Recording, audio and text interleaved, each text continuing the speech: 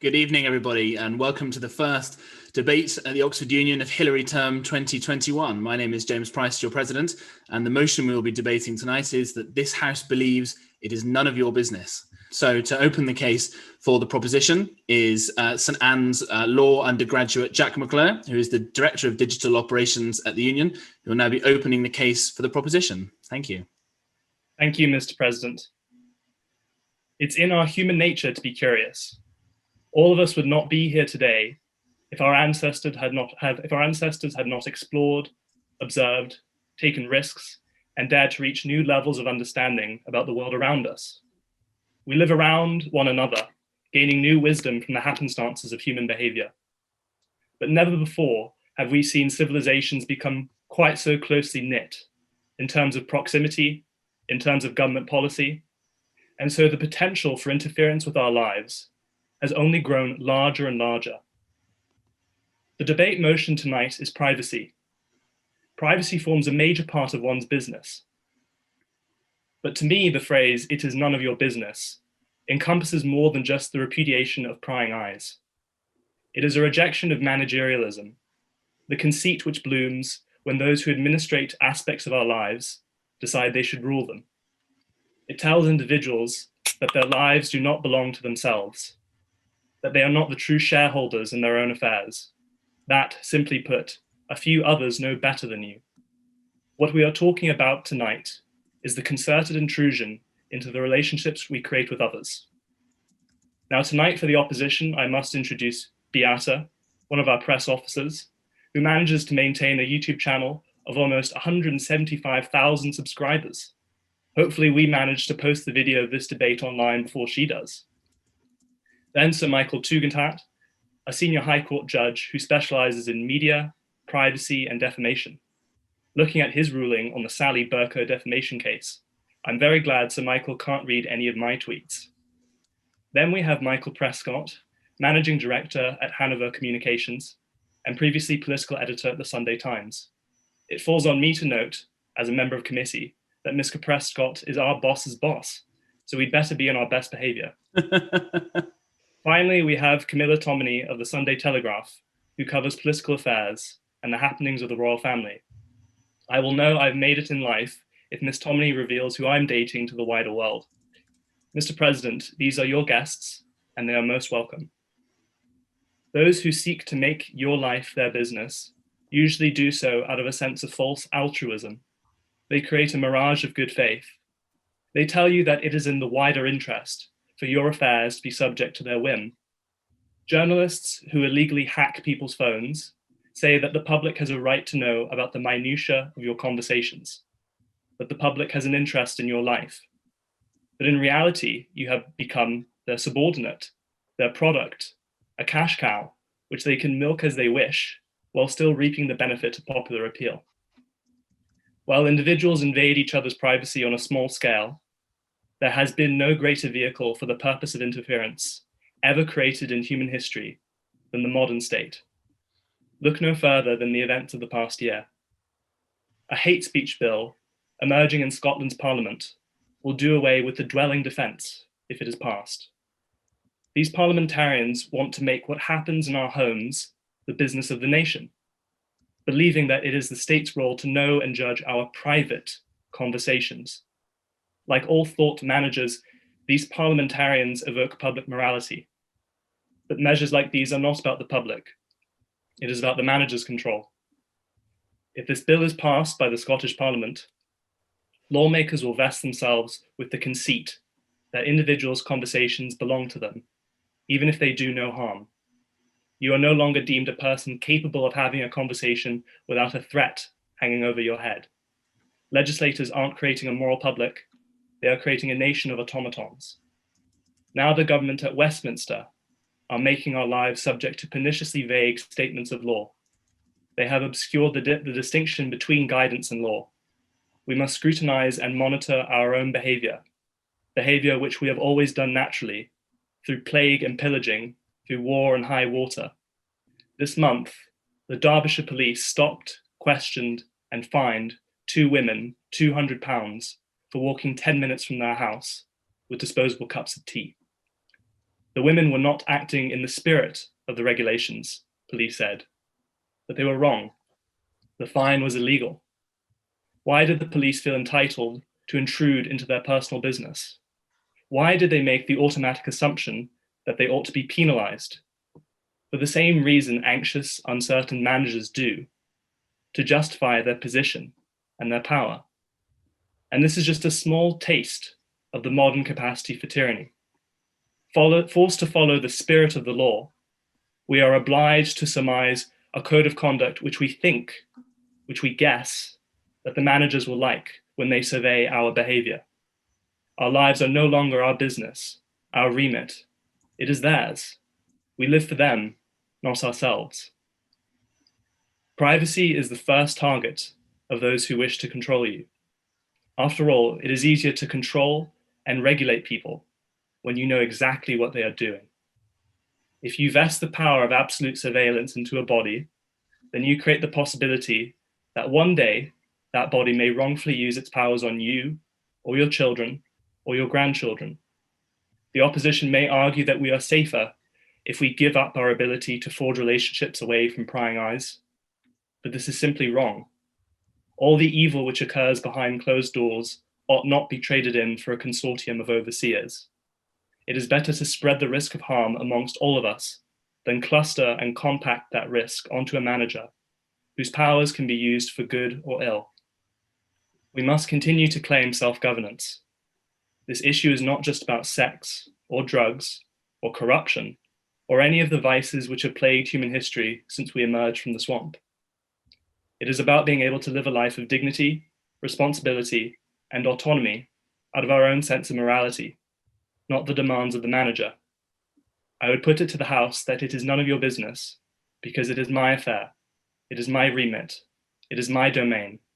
No one understands my life better than I do, and I would never be conceited enough to tell myself that I know your life as well as you do, or that I ought to. For these reasons, I would urge you to vote for the proposition. Wonderful. Thank you very much, Jack, for that and for all the hard work that you've done over this term. That's very much appreciated. Now, to open the case for the opposition and to combat Jack and his team, I now call upon Beata Jonite, a press officer at the Union and a master's student at Kellogg College, to open the case for the opposition. Thank you, Mr. President, for allowing me the opportunity to take part in this debate. I am ringing in from Riga, Latvia today, and it is definitely a different format from what we're used to under normal circumstances, but it is no less of an honor to be here. In the Western world, we often tend to sanctify privacy and place it on the same pedestal with free speech and freedom of worship. But is privacy really an inalienable right? Considering that privacy in the 21st century itself can vary by law, by country, by culture, and by generation, counting privacy itself as a natural right of a human being then seems like a fallacy. And when it comes to public figures, the debate on privacy enters an entirely different playing field, and that is what I will focus on today. For the purpose of my speech, it is useful to clarify whom I consider as public figures. In 1967, the US Supreme Court categorized public figures and, irrespective of that, what counts or doesn't count as grounds to sue the press. Public figures were classified into all-purpose public figures whose presence is ubiquitous, such as movie stars, professional athletes, or government officials. Voluntary, limited-purpose public figures who decided to thrust themselves into the limelight, such as perhaps the hide your kids, hide your wife man who found his 15 minutes of fame in 2010. And an involuntary public figure who's only in the public eye because of the defamatory statements themselves. Only the first two constitute as public figures, and that will be the view upheld in this speech. And for public figures who become such by own intent, publicity is their tool, but they themselves are also the product of it. Tonight, I will bring you 3 points in opposition of public figures having an inalienable right to privacy. Firstly, in the age of information, privacy is not just a right, but an asset you own. And exploiting that asset is a choice, whether it comes to your data or to media publicity of public figures. Secondly, free expression of the press is fundamental to a democratic society, and limiting that freedom in any way at all can snowball into an array of negative consequences. Thirdly, transparency through free journalism has time and time again proven to be a tool for accountability and justice and has positively served society. I will go into more detail later, but first it falls upon me today to introduce the proposition for this debate. You already heard the opening speech for the proposition, Jack McClure. Jack seems to be really taking his privacy seriously, as the only thing I found when I was searching his name on Google is that his namesake is the main character in a thriller novel series. Next, I'd like to introduce Carissa Valiz, Associate Professor at the Institute for Ethics and Art in Artificial Intelligence at Oxford University. She's the author of Privacy's Power, Why and How You Should Take Back Control of Your Data. Actually doing that is more difficult than saying it though. And as the third proposition speaker, I'd like to introduce Jenny Athia, a lawyer who helps the world's most successful people have more privacy and protect their reputations. She's recognized in the Billboard's 2020 Top Music Lawyers and won Spears Reputation and Defamation Lawyer of the Year in 2015. I would definitely not want to stand on the opposite side of a case from her. And finally, Emma Sale, one of the UK's leading sex entrepreneurs. She made her name launching an elite global adult party brand, Killing Kittens, in 2005, which now has over 80,000 members worldwide. Not going to lie, I had to look up what exactly that entails, but I am sure Emma will explain that to you later in the night. I look forward to hearing the opinions of the rest of the proposition tonight. Mr. President, these are your guests and they are most welcome. To start off, I offered to look at two separate definitions of privacy: privacy as a right versus privacy as an asset. And I argue that in the age of information, privacy should also be looked at as an asset. When we define privacy as a right, it is the state or condition of being free from being observed or disturbed. On the other hand, privacy as an asset is a useful or valuable thing, person, or quality. The difference between these definitions is that as a right, privacy is something others grant us as individuals. However, in the latter case, privacy is something you control by choosing to protect your asset. Instead of an abstract right, I invite you to consider privacy as an information asset with measurable value. It's your data, biometrics, images, videos, and voice recordings. In other words, we can convert privacy into information that could be sold, traded, or invested. In the case of public figures, privacy is an asset you can personally exploit in return of the benefits that come from it. As the saying goes, you can't have your cake and eat it too. You want to become a household name to get the votes for parliament, but don't want anyone sticking their nose into your household. You want enough followers to sell out arenas for your gigs, but don't want anyone to notice and criticize you for attending the US Capitol riots. You want enough Instagram followers to get a good table at a busy restaurant, but not enough to get followed by paparazzi. Just seems a little contradictory to want attention when it helps you get something, but then complain about the lack of an off switch when it is no longer advantageous to you. Public figures can't expect privacy to be conditional. An example is found in the case concerning the actors Michael Douglas and Catherine Zeta-Jones. The couple had sold the exclusive right to publish their wedding photos to OK Magazine. However, Hello Magazine had secretly obtained the photos and published them first. Because the couple had sold the rights to publish these photos, this presented a tension in asserting their right to privacy before the courts. At the UK High Court, Mr. Justice Lindsay ruled that the intrusion of their privacy was not justified. However, in a blow to right to privacy campaigners, he stressed that his ruling was based on the grounds of commercial confidentiality, not the right to privacy. Now let's turn to my second argument, the freedom of press. In 1786, Thomas Jefferson wrote to a friend, "Our liberty depends on the freedom of the press, and that cannot be limited without being lost."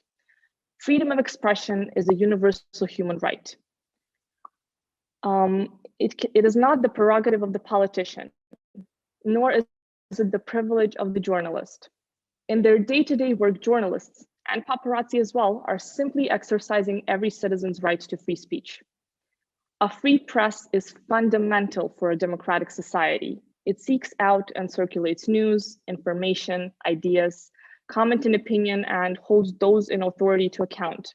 The press provides the platform for a multiplicity of voices to be heard. It is the public's watchdog, activist, and guardian, as well as an educator, entertainer, and contemporary chronicler. The press freedom for all journalists, including paparazzi, is part of the price we pay for aggressive and independent news gathering. The paparazzi don't have the right to break the law, like breaking into someone's home to get the shot. But reining in journalists means imposing restrictions that can also be used to silence non-celebrity reporters following hard news. Sometimes reporters do act badly while doing their jobs, but as long as they're not acting illegally, their bad behavior is a trade-off for the benefits we receive from their services. Holding politicians to account, uncovering corporate wrongdoing, or even just snapping glossy photos of Dua Lipa on her latte run. Thirdly, stemming from the topic of hard news, we have seen countless examples of when intervention into the privacy of public figures has allowed to uncover major indiscretions and hold them accountable.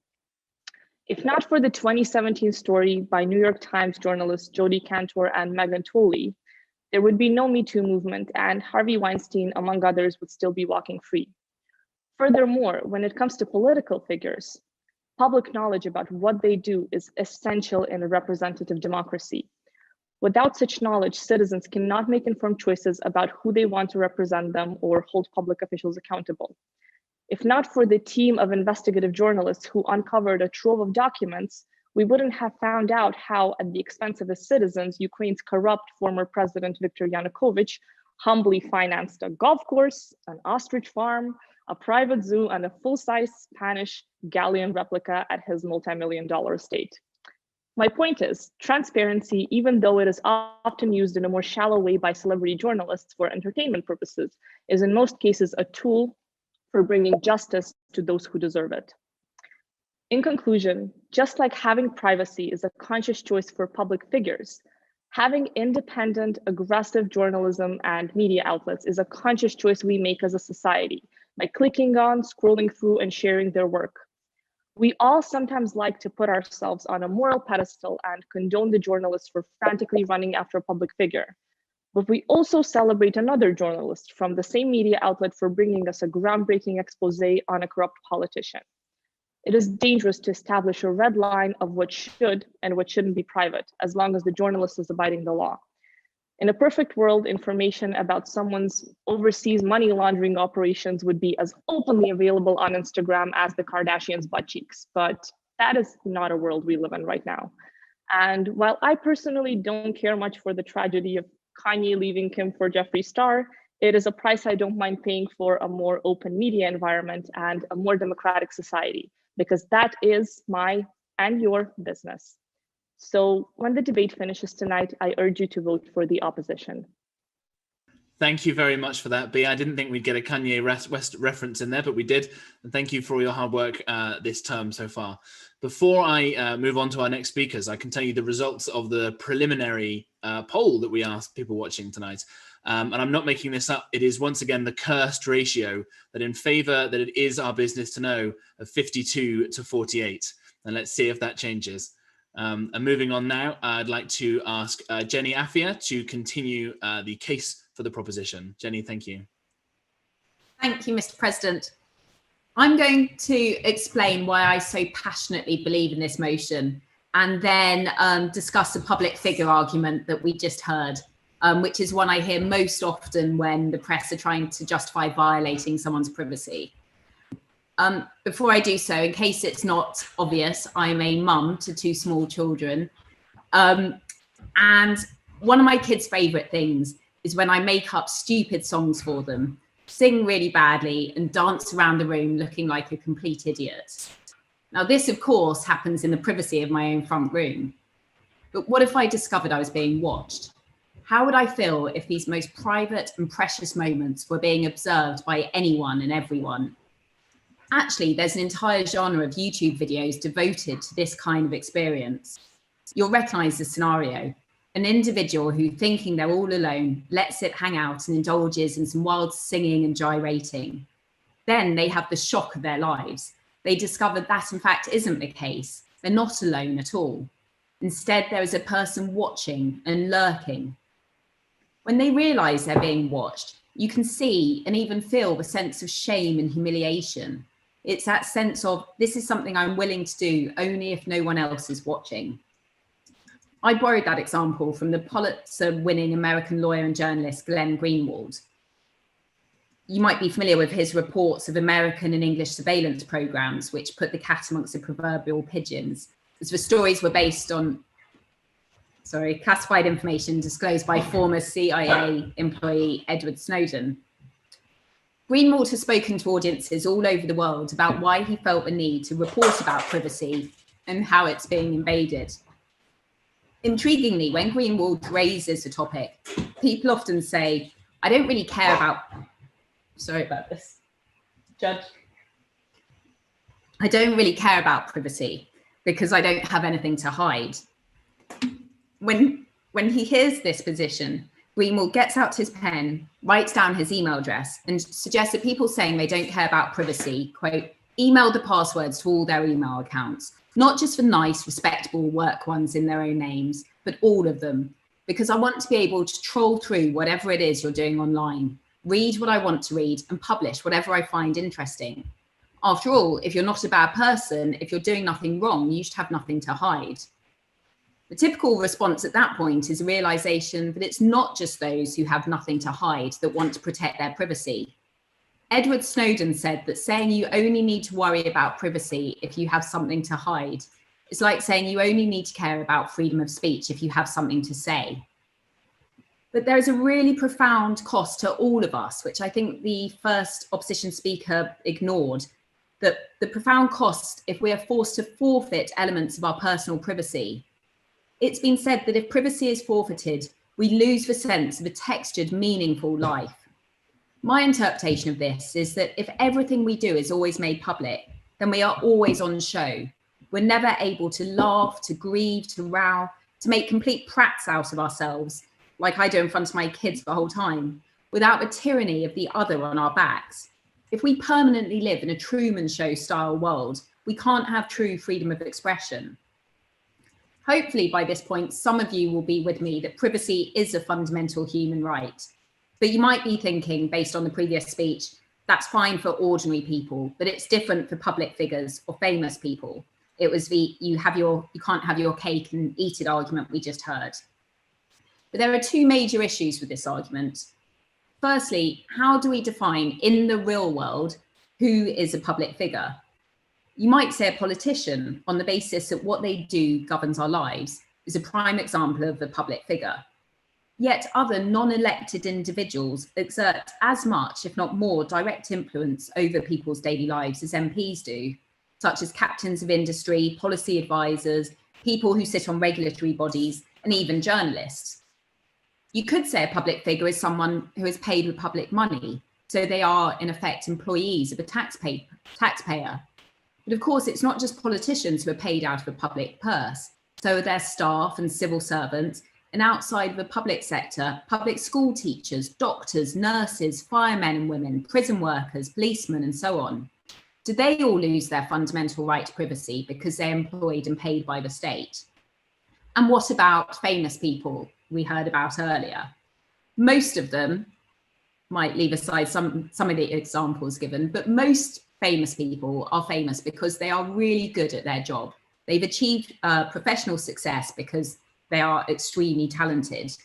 Are we saying that because of their professional success, those people also lose their rights to privacy? Think about what that means for all of you listening to this debate tonight.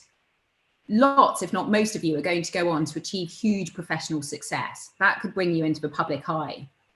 How many of you will be put off from doing so if told that your job will mean you won't be able to have any privacy settings on social media? You won't be able to stop people from reading your emails. You won't be able to stop people tapping your phone lines. You won't be able to stop people digging through your old school reports, contacting your friends, families, ex-partners, and adversaries for intrusive information about you before you've even considered applying for the job. You won't be able to stop future partners selling stories about your sexual preferences. You won't be able to stop your medical history and your family's medical history being known to all. You won't be able to stop your future children being followed to school and their school reports being splashed across the tabloids. You won't be able to stop paparazzi using long-range lenses, photographing you and your family when you're on holiday. even if you've chosen somewhere specifically because it's secluded and so on.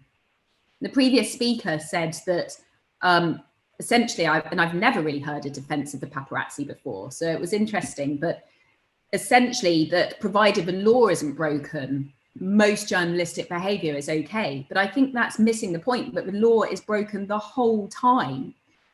We have very strong laws of privacy, of data protection, laws of harassment, and they are being routinely broken. If we are willing to accept that just because you're in the public eye, you give up your rights of privacy, then you as the audience here won't be able to do any of the things you've done today or prevent anything else private you intend to do in the future from being photographed and poured over in the press. Just finally, there's also the role model argument I hear a lot, that intrusive stories about a person's private life can be justified on the basis that people in the public eye are role models and should behave impeccably in order to justify their position. If they don't, the argument goes the public are entitled to know. There are numerous problems with this. Firstly, most people in the public eye have not got there as a result of their ethical conduct.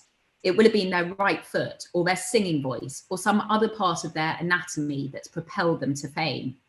What they do off stage, for the most part, has no bearing on how they perform their jobs. Secondly, what harm is there in viewing our idols through rose-tinted lenses and endowing them with greater characteristics than they actually possess? So what if we think of our role models as Superman, not Clark Kent? If what Superman represents is an ideal worth believing in? As one of the judges in the leading privacy case of Naomi Campbell versus Mirror Group newspapers said, it might be questioned why, if a role model has adopted a stance which all would agree is beneficial rather than detrimental to society, it is so important to reveal that she has feet of clay. If we're concerned about the effect on the public of finding out how their role models behave in their private lives, the simple solution is to just not tell them. Instead, the media will denounce someone for their supposedly shameful conduct and then devote 16 pages to describing it in lurid detail. In conclusion, a person's right to privacy is amongst the most important values in a free society. To paraphrase Socrates, whilst a life unexamined is not worth living, a life overly examined definitely would not be. We don't say in the proposition, and we don't need to say, that a public figure's privacy should never be violated. But we do say it ought to be the exception, not the rule, and there should be checks and balances in place. People have not waived their right to privacy by becoming public figures, nor by becoming celebrities or otherwise finding themselves in the public eye. Nor is there any right or benefit to the public in knowing that their role models have feet of clay. And the media is invariably not serving the true public interest in publishing intimate details of people's private lives. I therefore urge you to support this motion. Jenny, thank you so much for that, and also for the enthusiastic support you had behind you. I think the dog being called judge is wonderful. And from one judge to another, I would like to ask Sir Michael Tugendhat to continue the case for the opposition. Good evening. It's a pleasure to be in Oxford, even if it's a virtual experience. It's sad that we can't all be celebrating the evening in the usual way. But thank you for your invitation, and thank you for the entertainment of listening to such excellent speeches. I'm going to start a long way back. An Englishman's home is his castle. It's a saying that we've all heard. It's a well-known cry for privacy. It meant that in his own home, a man could tell officials of the state to mind their own business. The police would need a warrant to enter his house. They'd need a warrant to seize his papers. He could shut out his neighbors. That's the good meaning of the cry for privacy. There are other ancient laws. As soon as the Royal Mail was invented, there was a crime created, the interception of letters in the course of transit through the mail. All sorts of communications with different classes of people were protected by the laws for centuries, usually by a law called confidentiality, which is another word for privacy. These included, of course, communications with lawyers and doctors and your own spouse. All these protections of privacy served a good purpose. Without privacy, no one feels free. Privacy is one of the fundamental rights. I'm afraid I disagree with my friend on that. But there is a bad meaning for privacy. And there's a bad meaning for the cry of the Englishman's home is his castle. It is in the words man and his. Women and children could not claim the home was their castle. They couldn't do that unless they were the owners of the house, which of course in the past was rarely the case. Privacy can be a cover for abuse of the vulnerable and for many other wrongs. Lockdown, as we experienced it now, is compulsory privacy. But within weeks of the lockdown starting last year, we were told that domestic abuse killings had more than doubled. 16 suspected cases in 3 weeks. Sadly, all too predictable. Some employers and others in positions of power have private access to the young and to the vulnerable. Education and medicine are just 2 examples. A private affair in a professional context can lead to lifelong happiness, but it can also harm the life chances of the parties concerned and of their professional colleagues. Children often suffer in lockdown. Most schooling is homeschooling. Some disadvantaged families may give their children little or no schooling. Worse than no schooling may be bad schooling. Children may be taught that girls are not equal to boys. In the last century, when compulsory education was introduced, it was thought that it was inconsistent with the right to privacy that was then understood. In the last 2 centuries, so there have appeared many exceptions to the right to privacy. We take for granted that if we see someone in trouble, we can call the police or the ambulance or social services. A call to 999 may bring a total stranger into the private lives of victims and perpetrators alike. Would anyone wish to give that up? Journalists volunteer to campaign against oppression of the vulnerable. Without newspapers, it may be, as already been said, that child sexual abuse would never have been seen as the scourge it is, and the Me Too movement would not have been the success that it has. Journalists also help us to decide what counts as privacy, what counts as deserving protection, and what counts as abuse or socially harmful conduct. Without the media, the Black Lives Matter movement might not have happened. It is as a society that we must decide these things. It's as a society as a whole must decide what the law should protect and what it should prohibit. A debating society like the Oxford Union tonight is a good start, but it doesn't reach very many people, I'm sad to say. So Parliament and the media are essential. But if our lawmakers are to conduct a debate on our behalf, there must be, first of all, a free, honest, and careful public discussion. Without that, our lawmakers won't know what the constituents they represent think. The best way to have a public conversation is through the media reporting on real cases that people can associate themselves with.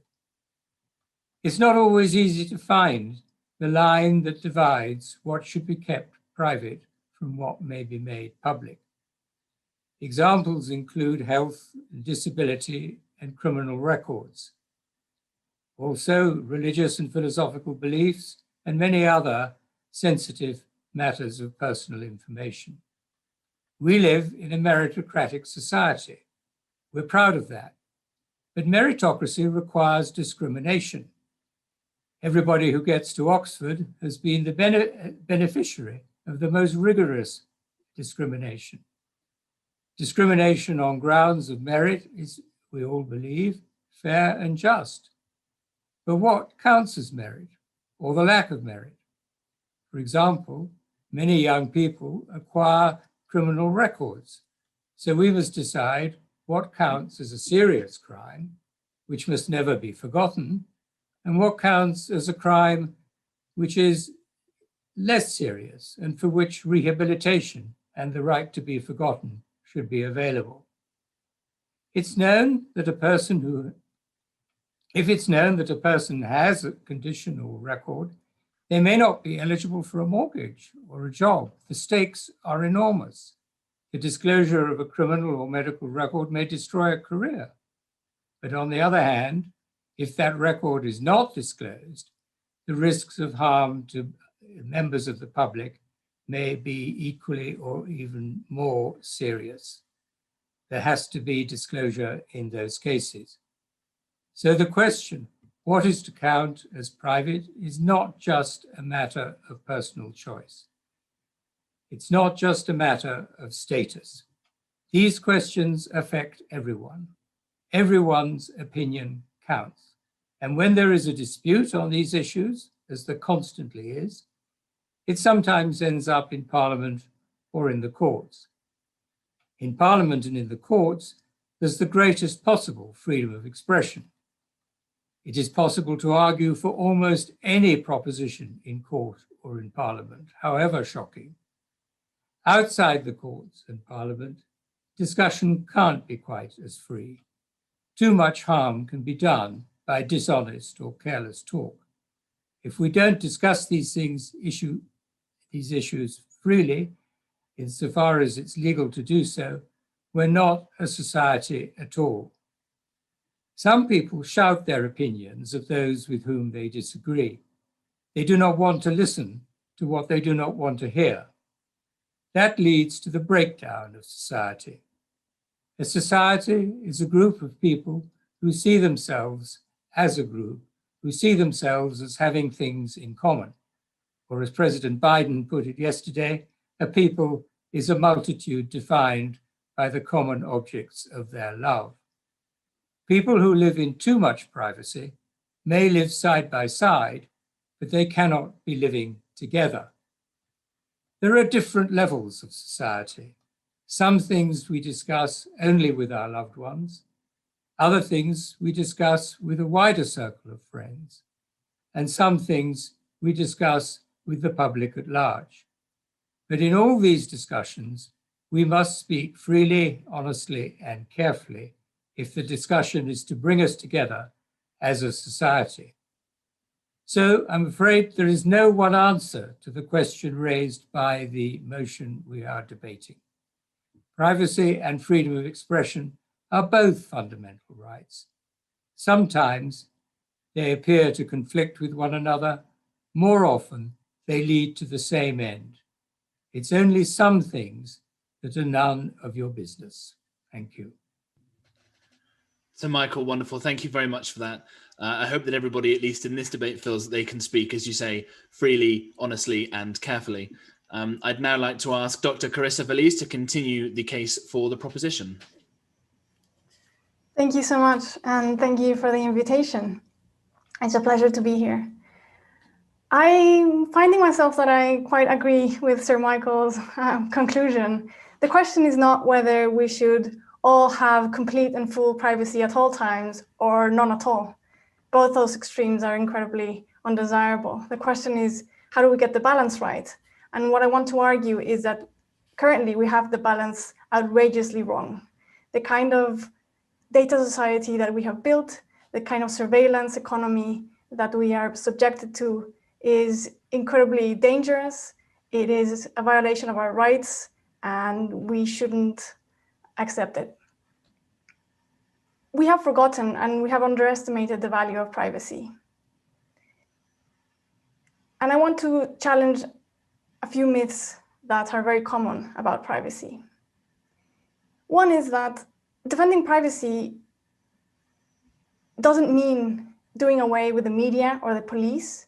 In fact, even if all our communications were encrypted, the police would have more data on everyone than ever in history, because we're interacting so much with computers that create metadata, and metadata cannot be encrypted.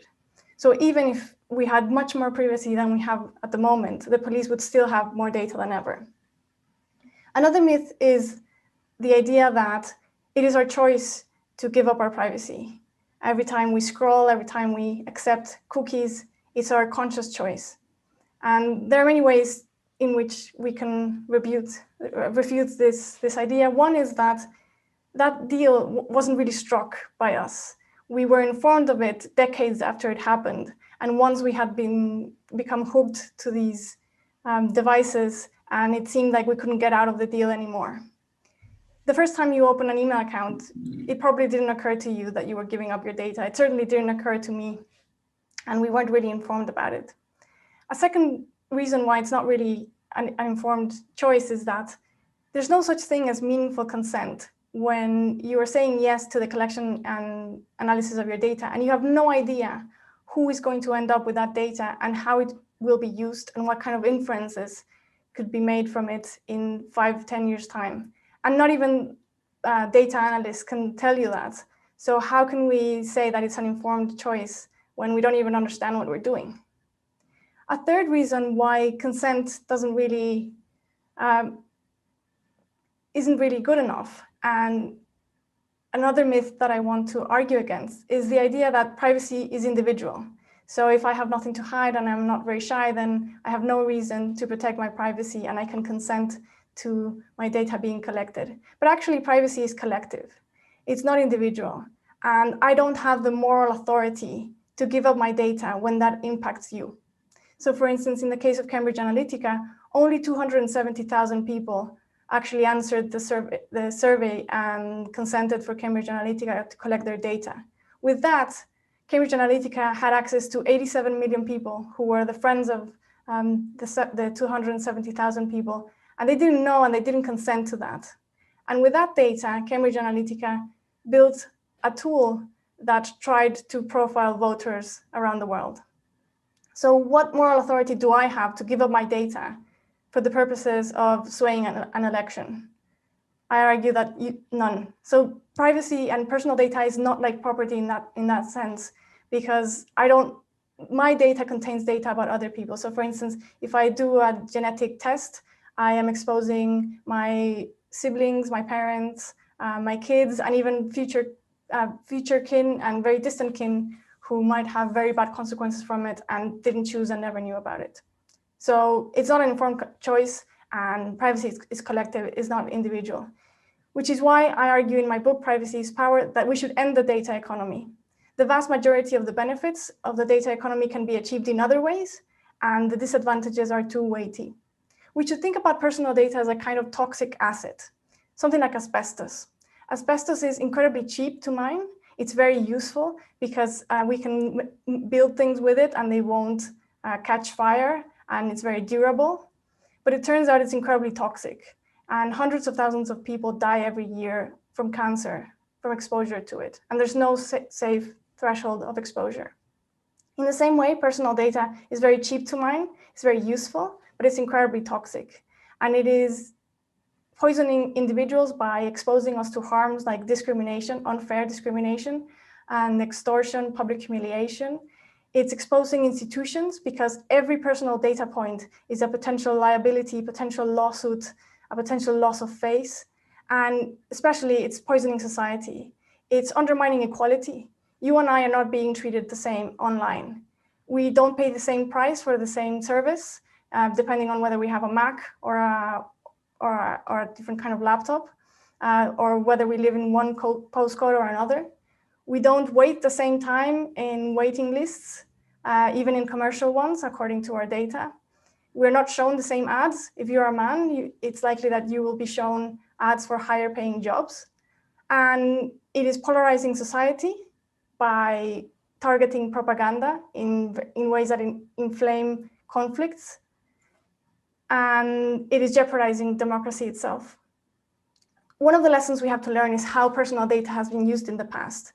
And in fact, the loss of privacy has killed more people indirectly than things like terrorism. During the Second World War, the Nazis made very bad use of personal data. One of the first things they did when they invaded a city was go to the registry, because that's where the data was held. And there's a study that compares the country in Europe that had most data on their citizens, and that was the Netherlands, because there was a person who wanted to create a system that would follow people from cradle to grave, versus the country that had less data on their citizens, which is France. And France had made a conscious decision not to collect data about religious affiliation and other kinds of sensitive data because of privacy reasons. And the result is that the Nazis found and killed 75% of the Jewish population in the Netherlands and 25% of the Jewish population in France. And the difference is in the hundreds of thousands of people. There's a particular story that I think is very illustrative of what's at stake here. In Amsterdam, a resistance cell tried to delete and to destroy the records in the registry to save people. And unfortunately, they were very unsuccessful. They tried to set fire on the records, and they had a deal with the fire department that they would arrive late and that they would use more water than necessary to destroy more records. But they only managed to destroy about 15% of the records, and 70,000 Jews got killed in Amsterdam. And the Dutch had made two mistakes. One is that they had collected much more data than was necessary. And the second one was that they didn't have an easy way to delete the data in case of an emergency. And we are making both mistakes at a scale never seen before. In the digital age, whoever has the data has the power. If we give our data to companies, we will suffer a kind of plutocracy. If we give too much of our personal data to governments, we risk sliding into authoritarianism. For democracy to be strong, we have to be in control of our personal data. And at the moment, we're not. Thank you. Dr. Valise, thank you very much for that. And I noticed that you've got the great work from home hack, where the book that you've written that you just mentioned is stacked up behind you. I'm sure it's available in all good bookshops, online, everywhere. I'd now like to ask Michael Prescott to continue the case for the opposition. Ladies and gentlemen, I find it striking that I have to address an audience primarily of students on this motion. Were it not for COVID, what would you all be doing in the glorious surroundings of Oxford right now? You would be mingling, making friends, interacting. And what would you do each time you met someone new? You would compare notes. You would look for common experiences, common interests. Your everyday lives would affirm that it all, every bit of it, is indeed a part of your business. And the important thing is that it's more than just me, or indeed the team on my side, arguing this. Our side of the house draws its support from poets, from progressives, and even from cutting-edge physicists. Poets, progressives, and physicists, what a bunch to be allied together, but they are so unanswerable, is the case that is argued by our side of the house. Let me start to expand on that with some lines from an old Oxford alumnus, the poet John Donne, distinguished student of Hart Hall, or as we know it today, Hertford College. No man is an island entire of itself. Every man is a piece of the continent, a part of the main. If a clod be washed away by the sea, Europe is the less. As well as if a promontory were, as well as any manner of thy friends or of thine own were. Any man's death diminishes me, because I am involved in mankind, and therefore never send to know for whom the bell tolls. It tolls for thee. This goes to the heart of why our opponents in this debate are just plain wrong. We are all one. We are all interconnected. Your actions affect me, never more than in today's interconnected world. As I shall go on to explain further, every damn thing is a part of my business, and every damn thing is a part of yours. When the butterfly flutters its wing, who knows what breeze will blow or what hurricane is conceived? You may not like it. By the sound of it, 52% of you who are taking part, listening to this debate, do not like it. And yet you have to accept it. It is all, every last atom of it, a part of our business. Now, some of you will feel uneasy. If you accept what I say, you begin to fret. Where on earth will this principle take us? What lunacy will I be asked to accept Once I sighed with Prescott and all the others opposing the motion. Well, to those of you suffering this unease, my message is a simple one. Relax. I myself dislike at least some of the places this principle leads us. But it does not mean I have to wrongly deny the existence of the principle itself. Let's take the way motorcyclists are obliged to don tin cans on their heads every time they mount up, every time they wish to go blowing free on a glorious summer's day. Those who force this on the hardcore motorcycle community often justify their illiberalism by reference to the National Health Service. We all pay for the NHS. We all want NHS resources used as wisely as possible. We have a self-interest in that. A motorcycle crash and head injury, well, it eats up resources, quite aside from the horror and sadness for the victim, the witnesses, the friends and family. We're all interconnected, goes the cry. The ripple effect is endless, goes the echo. And so, too many people say, stop protesting about personal freedom, your personal freedom to put on that helmet. Do whatever the mob demands of you. Now, I object to this line of thought, and I don't even own a motorcycle. To me, it's always been a worrying precedent that the NHS should be used as an excuse for this level of social control, or that people should use the fact of interconnectedness to argue for excessive social control or intrusion. But let us please be clear. Our interconnectedness is a fact. If you try to argue for personal liberty or freedom or privacy while denying that fact, then you are building your case on foundations of sand. I say again, the principle is undeniably, and you really must vote with our side against the motion in this debate tonight. And accepting that it is all our business is not just a defensive position. On this principle have many progressive causes been built. Many of you will know that the saying that sunlight is the greatest disinfectant. It was first coined by a man called Louis Brandeis, a revered United States Supreme Court judge between the two world wars. Now, Brandeis was known as the Robin Hood of the legal profession. Those of you on the other side of the house will be particularly interested that it was Brandeis who first coined the term the right to privacy, in what I gather was a seminal article in the Harvard Law Review. Legal scholars said Brandeis had done nothing less than add a chapter to the law. I know I'm being either audacious or foolish mentioning all this after Sir Michael has just spoken, as this stuff is his bread and butter, not mine. But I do have to say how curious it is that this Brandeis, the man behind the right to privacy, also popularized the modern concept of transparency with his comment about sunlight and disinfectants.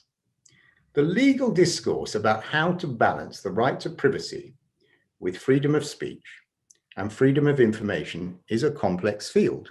The arguments go back and forth. But the idea that we should risk a new era of corporate secrecy and corruption, or allow our leaders to become less accountable by shouting, as our opponents do, "It's none of our business." This would not, I suspect, fill Brandeis with joy. We need more nuance than that. Brandeis saw this, for he pioneered obligatory financial disclosures by corporations to help usher in the modern era of more responsible capitalism. You have the flavor of the man when you hear that one of his more celebrated publications went under the title "Other People's Money and How the Banks Use It." So in short, to the progressives among you, tempted to abstain, or even, heaven forbid, side with our opponents in this debate, I say no. Think of Brandeis. Progressives of the Oxford Union should join us in the virtual division lobby tonight. And so should the scientists. You will recall I began my comments tonight by quoting one of the metaphysical poets, and I'm going to conclude tonight by moving on to modern particle physics and onto the phenomenon which I guess at least some of you will have studied, that of quantum entanglement. And for those of you who aren't familiar with the concept, it's fascinating. Quantum entanglement is the proposition that once two subatomic particles share a relationship, maybe they originated in the same molecule or they're photons from the same beam of light, then they are bound to one another in a quite startling way. Put simply, spin one of the particles and the other starts spinning too in the opposite direction from its twin. This interconnectedness happens, according to quantum theory, regardless of the distance between the two particles. When the first one begins spinning, the second one does so in the opposite direction, even if the particles are light years apart. This is what Niels Bohr predicted in the 20s, and to most of us, it sounds crazy. Spin a particle here, another one starts spinning at the same time on the other edge of the universe. If you think that sounds crazy, you are actually in good company, because Einstein thought that too. He called this idea of quantum entanglement spooky action at a distance, and he said it would never be demonstrated as a fact. The whole idea would be disproved as theory advanced. But Einstein, my friends, was wrong. One of the bigger enterprises of modern physicists has been to test quantum entanglement. They have fired particles around their giant accelerators to test the idea. In 2015, they separated two particles by 1.3 kilometers, spun one, lo and behold, its sibling began spinning too. And just last year, a similar experiment was conducted involving China's Meteos satellite. And lo and behold, two photons, 1,200 kilometers apart, again showed this property of entanglement. It is just as Niels Bohr said. You can separate two entangled particles by a kilometer, or 1,200 kilometers, or we think 1,200 light years, and still the spin of one will set off the spinning of its sibling.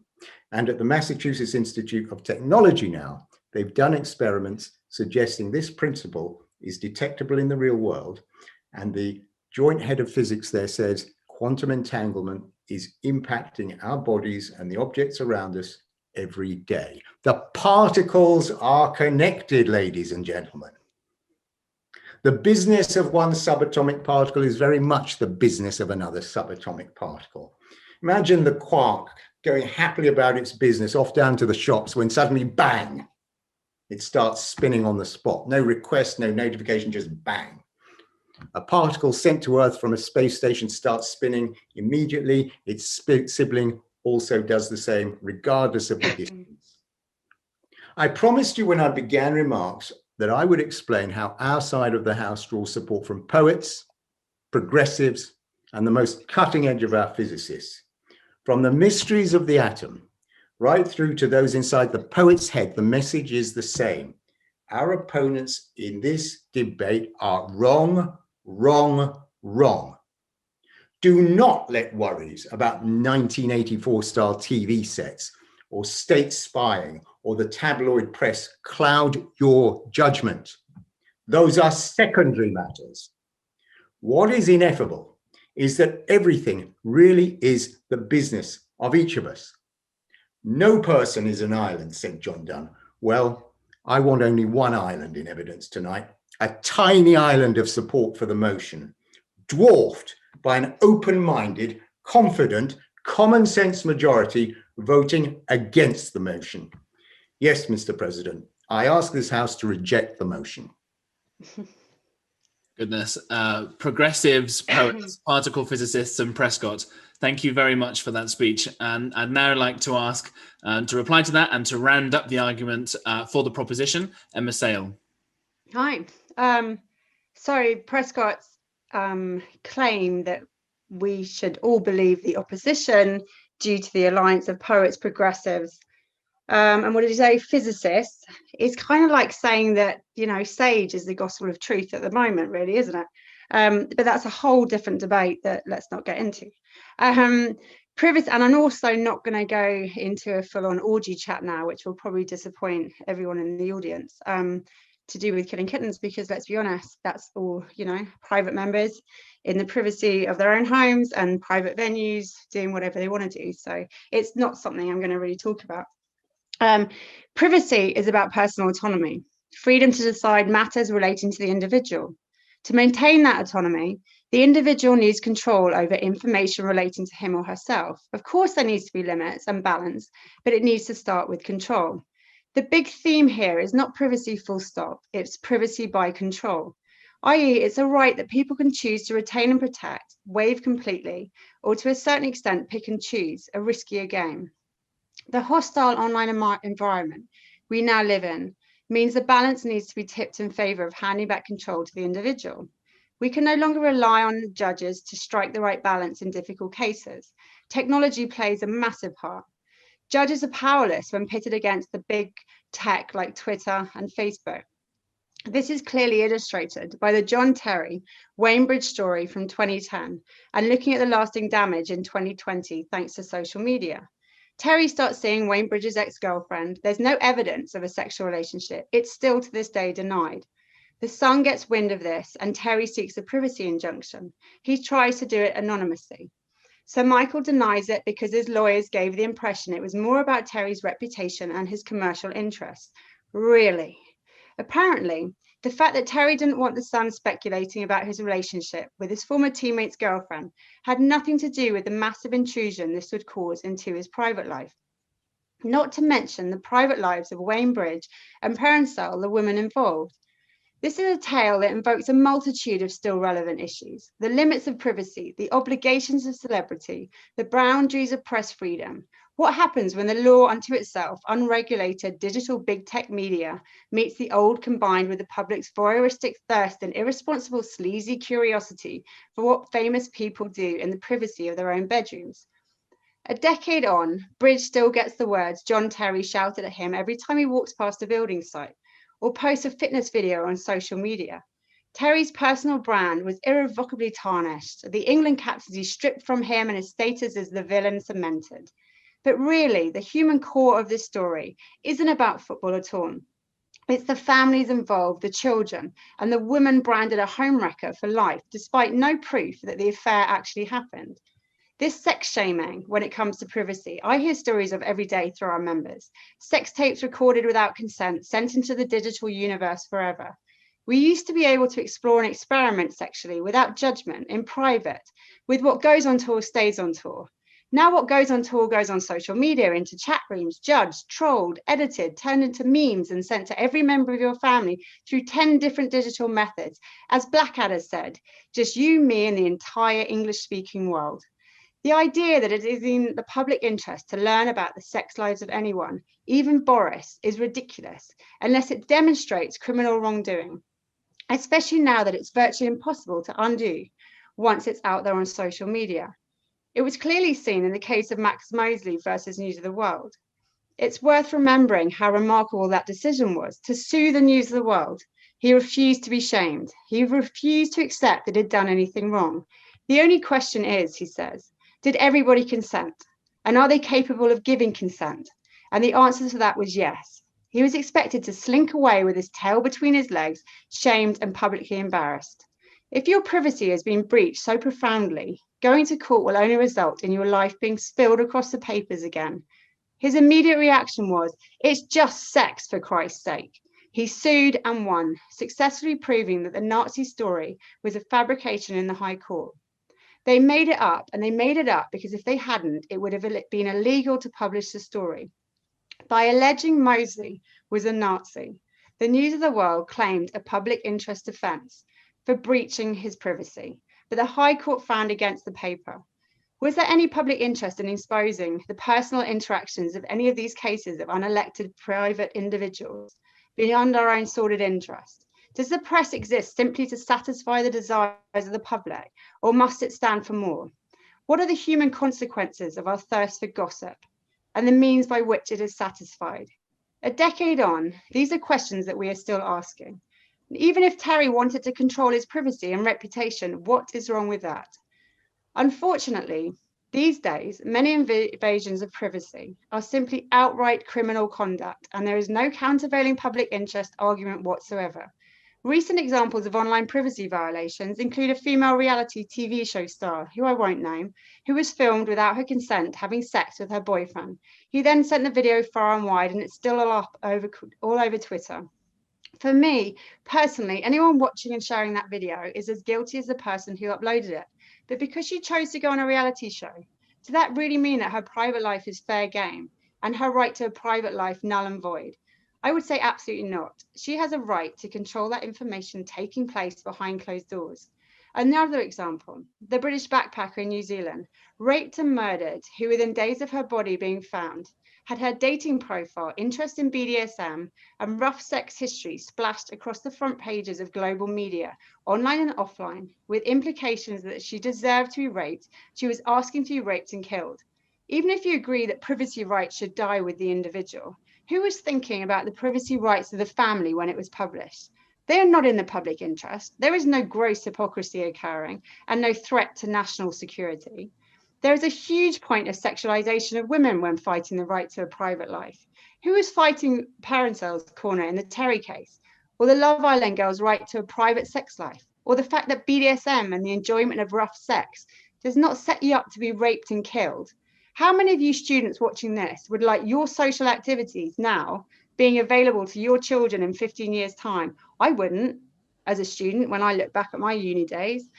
For Parencel, a 33-year-old single mother who had broken no laws, the events of 2010 is a cruel lesson in the way football and society treats women, the sex shaming, the humiliation, the public guillotine, the way they're regarded as male property to be held and exchanged without agency, the way they are framed in terms of the male gaze, a framing that is then used against him. In one breath, she is reduced to her sexuality alone. In the next, she was condemned for it. Who gives the public and the legal setup involved the right to invade her privacy and affect her life forever? Fast forward 10 years and look at the damage to their lives. Do a Google search as if you were their children. No right to be forgotten is ever going to clear that mess up. As Leveson said, parts of the press have taken the view that anyone in whom the public might take an interest of fair game, public property, with little if any entitlement to any sort of private life or respect for dignity. Where there is a genuine public interest in what they're doing, that is one thing. Too often, there is not. So we need to hand back control to the individual, even though all the odds are stacked against them. Hence why it's so important that social media companies become ever more transparent and make it simple to make choices as to what people share with whom and for what purposes. The GDPR at least requires this transparency, although there are still exemptions that allow tabloids to collect private information under the charade of public interest without needing to be in any way transparent or fair. We need the Online Safety Bill to go further to apply similar standards of transparency as to what they are doing to remove gross invasions of privacy from the internet. It may have been Sir Michael's job in the Terry case, but what about all the decisions made every day by moderators at Google and Facebook? The state and big tech have a responsibility to keep us safe and protect us. It is no longer in the hands of judges or lawyers, our privacy in the hands of big tech, where moderators are still human with the same unconscious biases as all of us. Who are they to be judge, jury, and executioner on what is public interest and what is not?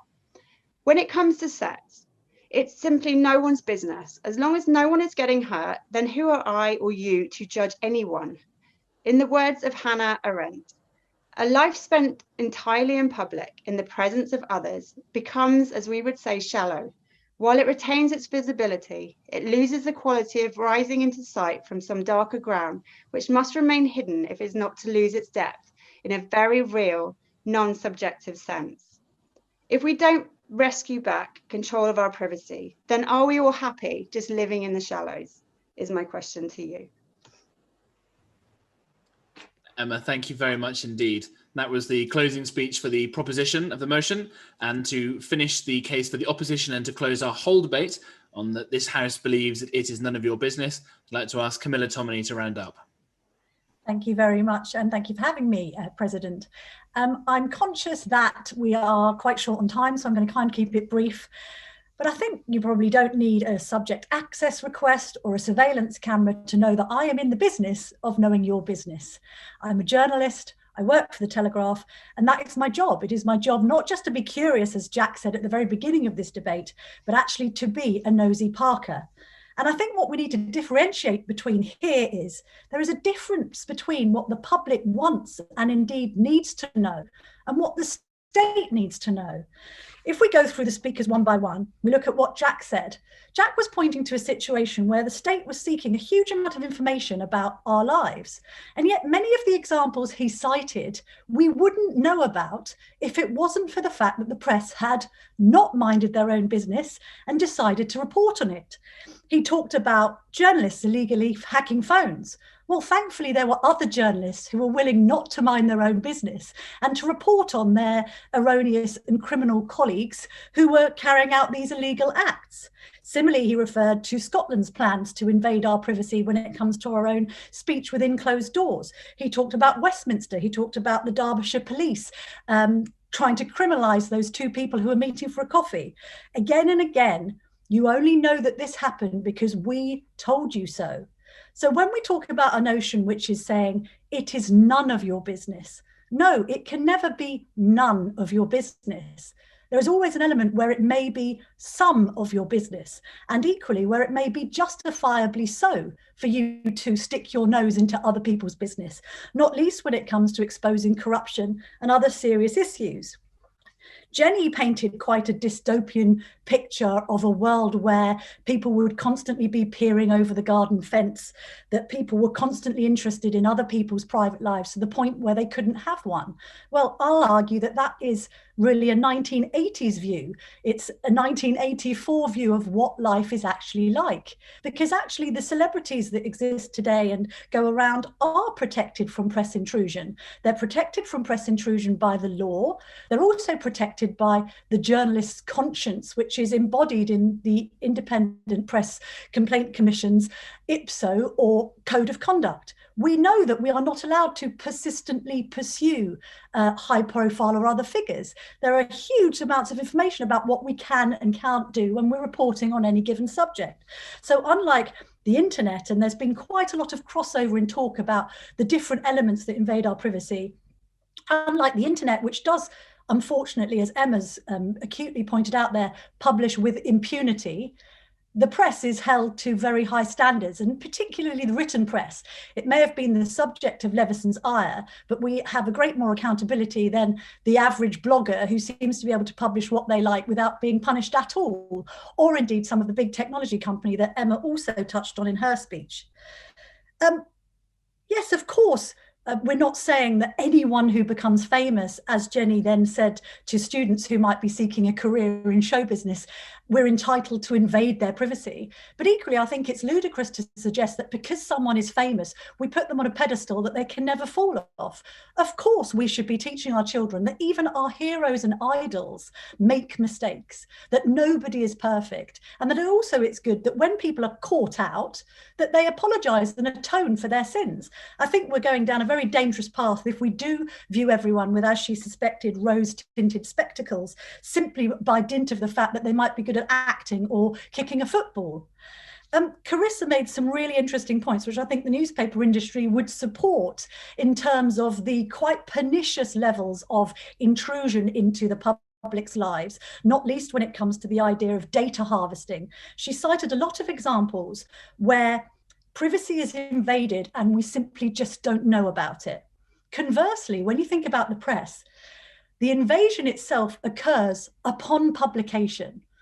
The thing about the press is that there is total goldfish bowl transparency as to what we have intruded into, because it's plain and there for everyone to see. And furthermore, unlike when our data is harvested or our information is taken by Cambridge Analytica and sold to people to win elections, we give people a right of reply. If we have done wrong, if we have got it wrong, if we have reported on it wrong, if we have pushed it too far. They don't just have a right of reply through the letters page, they have a right to reply through IPSO and indeed through the recourse of the law. If we get it wrong, then we are sued. And rightly so. We have to print corrections. We have to say we're sorry. And that's a very important part of our accountability. You talk about people being named against their will. There was a very famous case, which Sir Michael will recognise, Sikri versus the Associated Newspapers. This was a man who was named as a suspect in the Manchester Arena bombing. He hadn't even been arrested. He was put in the Mail, the Daily Mail, and he successfully sued and got over £80,000 in damages because he shouldn't have ever been named. He had never been arrested or charged. Conversely, I think we can all reflect on the fact that it was a good thing that we named figures like Rolf Harris when it came to him being arrested for sexual misconduct, because more victims ended up coming forward, and there have been countless cases like that. Look at the case of Sir Jimmy Savile. That was a problem of people minding their own business far too much. If only we could have properly exposed his wrongdoing while he was still alive. Equally, I think we can also point to very big public interest stories where we must all be grateful that journalists, including my colleagues on the Telegraph, did not mind their own business. We know that the House of Commons authorities were desperate for us not to obtain the disc of MPs' expenses. And when you look back on some of the claims that were made, you know, forget moats and duck ponds, 4 people were jailed for misuse of taxpayers' money. We could have minded our own business and thought, well, we couldn't possibly delve into the private lives of elected representatives. But thank God we didn't have that attitude. And thank God the press was there to push the button on the public's behalf. Equally, Emma made a number of points about cases that have gone wrong. As a point of clarification, she said that really people's sexual lives and sexual behaviour should be kept under wraps unless there is criminal wrongdoing. I disagree. If there is sexual harassment, even if a criminal case isn't brought, and I'll cite this case of Sir Philip Green, I think it's really important for us to expose wrongdoing and bad behaviour. And the other reason it's important is because these people, of course, have the money to hide behind libel laws and injunctions and NDAs. NDAs were a huge problem with Philip Green, which prevented his victims from coming forward. He was able, like Epstein and indeed Weinstein, to use huge amounts of money to keep people quiet. And it was the press that said, no, we must get you to speak out. That's a really fundamental part of our democracy, to make sure that we give a voice to the public. And one of the greatest ways that we've done that with legislation is the Freedom of Information Act. The Expensive scandal was initially exposed by a Freedom of Information request. That's not something that requires money or expensive lawyers. Any member of the public can make an FOI request and find out what is going on. So to conclude, with time of the essence, I would say this: there is no way on earth, when you consider human nature and the idea that everybody wants to know everybody else's business. I defy anyone if I turned around and said, excuse me, I've got some amazing information to tell you about James Price, who wouldn't turn around to me and say, oh, I'm sorry, I'm not interested in hearing this salacious and interesting piece of gossip because I've got more important things to do. The whole point about human nature is we learn because we know each other's business and we're involved in each other's lives. And as has previously been said, no man or indeed woman is an island. And that is why, ladies and gentlemen, you must oppose this motion. Not only is it unrealistic, but it is not being true to ourselves. Camilla, thank you very much for that indeed. Fortunately, there's no salacious or interesting gossip about me at all, so people don't need to worry about me in particular. But thank you, and thank you so much to all of the speakers in both proposition and opposition. Hopefully all of you on your screens can see the poll is up for the second time, and we can see if any minds have been changed and who has won this debate. I'll give everybody watching just a minute to do that, while I tell you that after an evening full of experts on both sides here, our next debate will be This House Has Had Enough of Experts, and that will be happening this time next week. And I hope to see all of you join me then. I'm going to give everybody another 30 seconds or so to vote in this, and then I will find out the results and let you all know. But as my librarian said at the start of this, there's a whole other suite of events going on. My treasurer says an environmental review and all sorts of other exciting things happening at the union. Even though the buildings are closed, we're very much open. I'm going to be filling for another few seconds while I get the results in. And I will build the suspense for just a few more seconds now. But once again, thank you to all of the speakers this evening, and a tour de force from orgies to quantum entanglement theory, to Amsterdam, to goodness knows where else we've been to. And I'm going to have the poll closed now. And the cursed ratio has flipped slightly round, and it is now 53-47.